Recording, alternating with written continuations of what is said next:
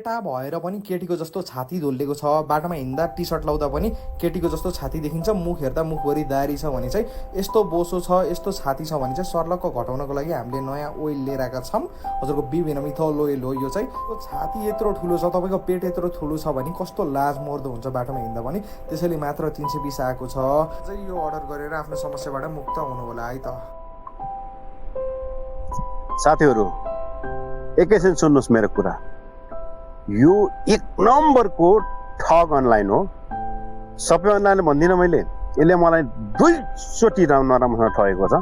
अहिले के ल्याइरहेछ भने यसले एउटा श्रेम जस्तो एउटा वेल जस्तो लगाएर बडी सडी यता लागेको पेटको बोसो सबै झर्छ अरे।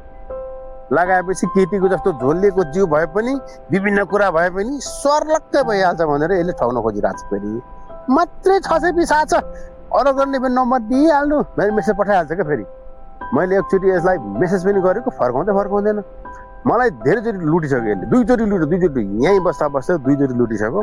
यसलाई कारबाही गर्नु पर्यो। यो कहाँ छ यसको? यसले बडीमा लाउँदाखेरि कसरी घट्छ? ल कुनै डक्टरी साथीहरूले हेर्दै हुनुहुन्छ भने ल यो अनलाइनको यो तेल लगाएर बाहिर लगाएर भित्रको बोसो पक्लिन्छ भन्ने छ। कुन यन्त्रले पक्लिन्छ? कसरी हुन्छ यो काम? होइन, यो सर नेपाली जनतालाई ठग्ने काम भइरहेको छ। दिनदारै ठगिरहेछ यसले। किनभने यस्तो भ्रम नपरौँ हामी। यसलाई छिटोभन्दा छिटो कहाँ छ, कसले देखिन्छ, कहाँबाट भेटिन्छ, यो साथीलाई उपस्थित गराउँ र कारबाही पनि होस् भन्न चाहन्छु म। किनभने यो जनतालाई ठग्ने काम नगरौँ। अनलाइनमा खासै गतिलो सामान चाहिँ पाउँदैन होइन, तर पनि अब धेरै राम्रो काम गर्ने, राम्रो सामान दिने अनलाइनहरू पनि छन्, नभएको होइन नेपालमा होइन, काठमाडौँमा छन् सबैजना। तर पनि अझ यो अनलाइनले चाहिँ एकदमै ठग्छ। यो केटाको स्वर मैले चिन्छु कि यो केटा बोल्यो कि यसको त मलाई दिमाग तातेर आइहाल्छ यार। यस्तो छ कि यसलाई पक्रिनुपर्छ, पक्रेर यसलाई जेलमा हाल्नुपर्ने छ। मलाई एकचोटि, म अलिक मोटो घाटो मान्छे होइन, मलाई रिस्किन उठो भन्नु होला भनेदेखि म अलिक मोटो छु, म अलिक घट्नुपर्ने छ भने यससँग 2 चोटि यसले मलाई 2 चोटि ठग्यो।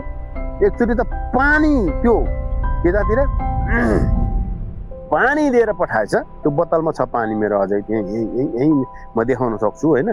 यस्तो फटाछ कि यो। त्यही भएर यो अनलाइनलाई चाहिँ कारबाही गर्नु पर्यो। यो अनलाइनलाई कारबाही गर्नु, यो अनलाइन नेपाल सरकार, प्रहरी प्रशासन होइन, यो अनलाइन कहाँ छ, यो अनलाइनलाई खोजेर भए पनि कारबाही चाहिँ गर्नु पर्यो है। यो अनलाइन, यो साह्रै फटा अनलाइन हो। यसलाई कारबाही गरी पाऊँ म भन्छु। जनताहरू यसलाई चाहिँ कारबाही गराउनु पर्यो। यो अनलाइन खत्तम छ। यसले मलाई ठगिसक्यो। कतिजना जनतालाई ठग्यो क्या। अनलाइनको सामान भर हुँदैन भन्ने साथीहरूको धेरै छ। तर यस्तै फटाफटा अनलाइनले गर्दाखेरि मान्छेलाई चाहिँ तहस नहस र खत्तमै पारे नि। हजारमा बिताइहाल्छ त। अनि कहाँ 1000 जनालाई गयो भने त अनि करोडौँ गयो भने त लगेन त यसले। यस्तो तरिकाले बिताउँछ होइन। यो लास्टै फटा यसले पानी दिएर मलाई बजाक पारेछ। ल साथी, यसलाई खोजिहाल्नु कहाँ छ।